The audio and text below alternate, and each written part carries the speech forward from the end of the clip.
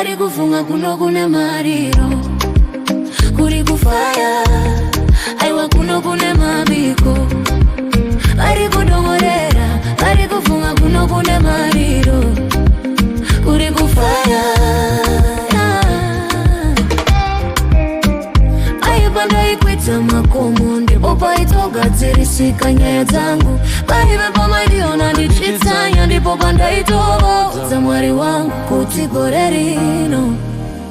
pandipewo mufaro, kuti gore rino vekwedu vapemberere,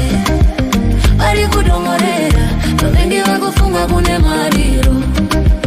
kuri kufaya aiwa kuno kune mabiko, vari kudongorera vavengi vakufunga kune mariro, kuri kufaya aiwa kuno kune mabiko, akune mabiko, my haters kuno kune mabiko, akune mabiko, vavengi vose kuno kune mabiko, vakamboedza kugadzira makuwa vachifunga ticharambana,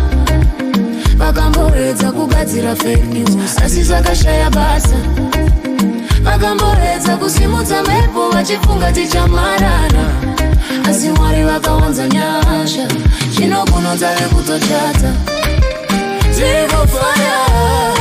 iwa kuno kune mabiko, vakawanza nyasha, Mwari yava kuno kune mabiko, akune mabiko, my haters kuno kune mabiko, akune mabiko, vavengi vose kuno kune mabiko.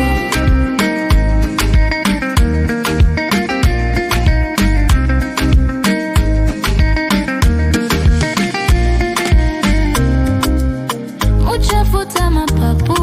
muchingogara makadrimba, muchaita mahumunya, kugara mchingoriza tsamwa. Muchafuta mapapu,